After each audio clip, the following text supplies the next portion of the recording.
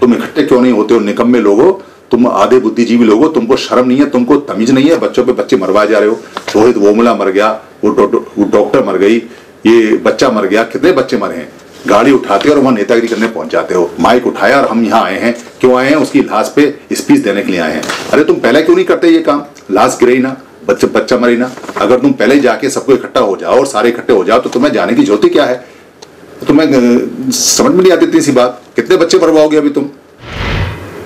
संगठनों के नेता आपके बच्चों को मरवा रहे हैं, ये बात मैंने पहले भी बताई है, आप इसको फिर ध्यान से सुन लीजिए। क्योंकि 21 साल का नौजवान जिसकी अभी मुश्किल से मूंछ दाढ़ी आना शुरू हुआ था, बिल्कुल नया बच्चा, वो 7-8-10 दिन पहले होरावली में, ग्वालियर में मारा गया। उसको कुल्हाड़ियों से, धारदार हथियारों से काट दिया गया। उसके फोटो आप यहाँ देख रहे हैं। नाम उसका पारस जौहरी है। ऐसी घटनाएं बहुत ज़्यादा हो रही हैं और ऐसी घटनाओं के जो कारण हैं उनका कोई विश्लेषण नहीं कर रहा है।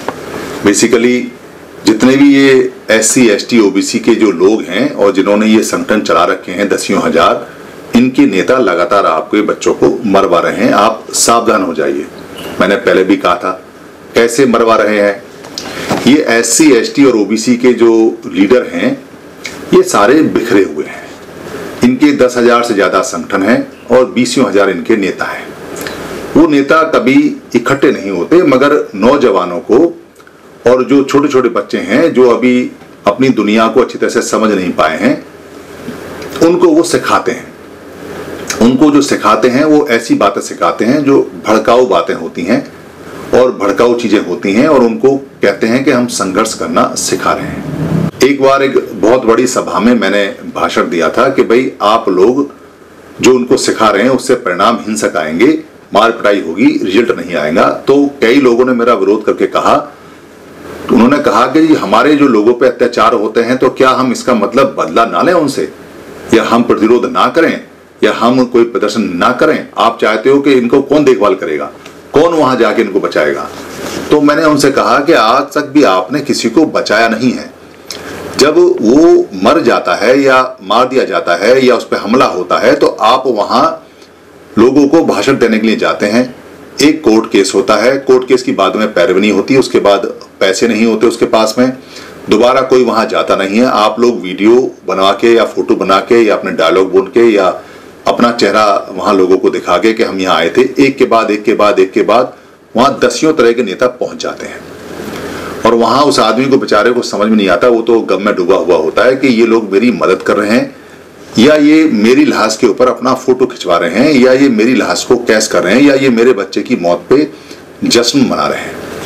क्योंकि एक ही कारण है और एक ही तरह के तुम सारे संगठन हो, तो वहां अलग अलग जाके कर क्या रहे हो? तुम सारे के सारे इकट्ठे होकर वहां एक साथ क्यों नहीं जा रहे हो? तुम क्यों अलग अलग वहां पे सारे फोटो खिंचवा रहे हो? क्यों अलग अलग जाके वक्तव्य दे रहे हो? क्यों अलग अलग प्रेस कॉन्फ्रेंस कर रहे हो? क्या अलग अलग हत्या हुई है क्या? क्या अलग अलग मरा है क्या? या अलग अलग जगह हत्या हुई है क्या? आप इकट्ठे नहीं होते, आपकी ताकत क्या है? रोहित वेमुला को आपने मारा, रोहित वेमुला के अगेंस्ट में आप सारे संगठन नहीं इकट्ठे हुए। जंतर मंतर पे एक ही विचारधारा के, एक ही नाम के 5 संगठन एक ही दिन प्रदर्शन कर रहे हैं, अलग अलग कर रहे हैं। अलग अलग संगठनों करने से कौन आपकी आवाज सुनेगा? वो तो नुकसान ज्यादा होगा। आप नौजवानों को और जो बच्चे हैं उनको ले जाते हैं, उनको भड़काते हैं, उनको कहते हैं कि बाबा साहब ने ऐसा किया, बाबा साहब ने ऐसा किया। बाबा साहब ने कभी हिंसा करने के लिए कहा नहीं, और भगवान बुद्ध का तो कोई दूर दूर तक मतलब नहीं है। आप उनको प्रतिकार और जो संघर्ष करना आप सिखाते हैं, तो संघर्ष के लिए आपके पास संगठन कहाँ है? आप उसकी शेल्टर के लिए तो आते नहीं।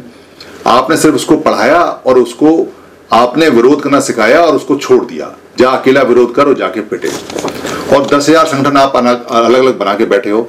वो पिटेगा तो वो आपके पास आएगा, क्योंकि संगठन आपका है तो किसी ना किसी संगठन के पास जाएगा, आपका काम चलेगा। आप वहां रेडियो में, टीवी में अपना फोटो छापोगे। तो आप क्या कर रहे हो? आप लोगों को मरवा रहे हो।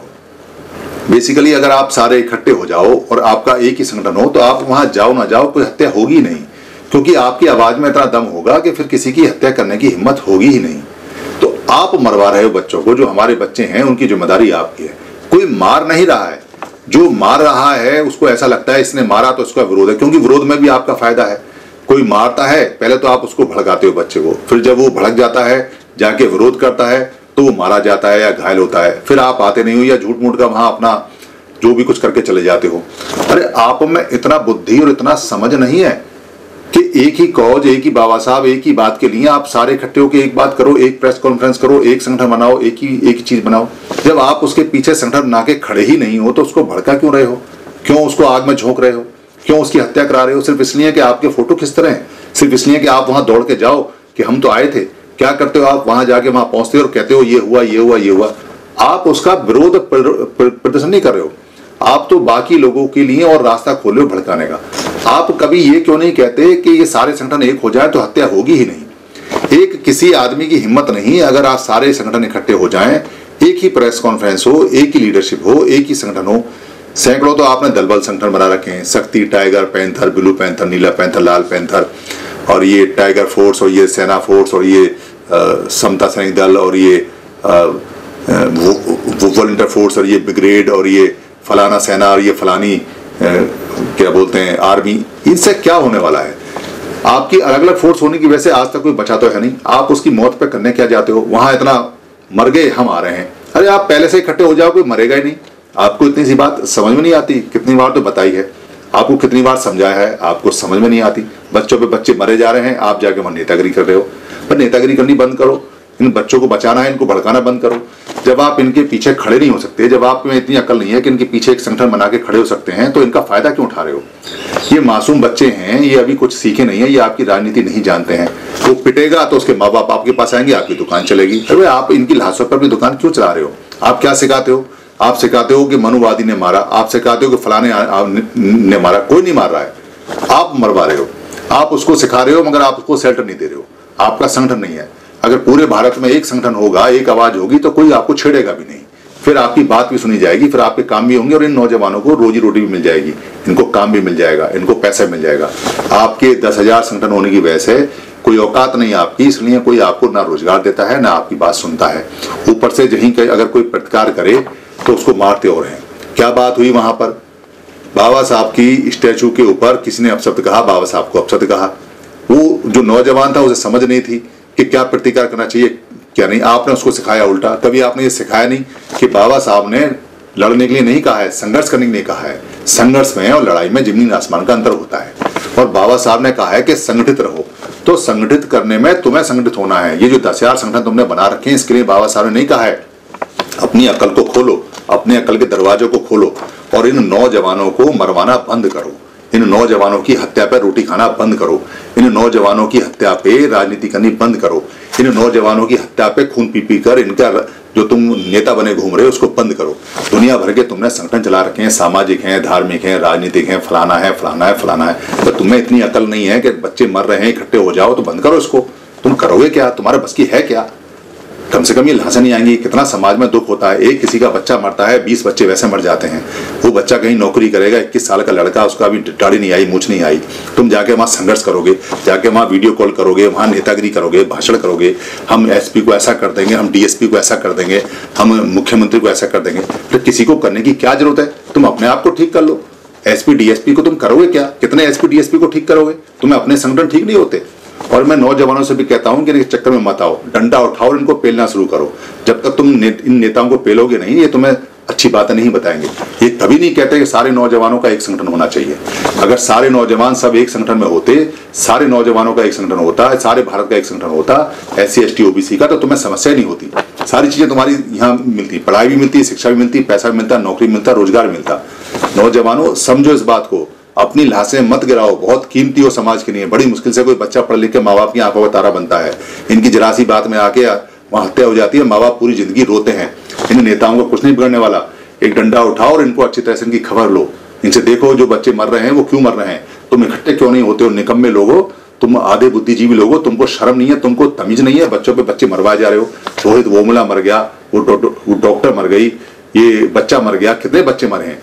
गाड़ी उठाते और वहां नेतागिरी करने पहुंच जाते हो। माइक उठाया और हम यहाँ आए हैं, क्यों आए हैं? उसकी लाश पे स्पीच देने के लिए आए हैं। अरे तुम पहले क्यों नहीं करते ये काम? लाश गिरे ही ना, बच्चा मरे ना। अगर तुम पहले जाके सबको इकट्ठा हो जाओ और सारे इकट्ठे हो जाओ तो तुम्हें जाने की जरूरत क्या है? तुम्हें समझ में नहीं आती इतनी सी बात। कितने बच्चे मरवाओगे अभी तुम?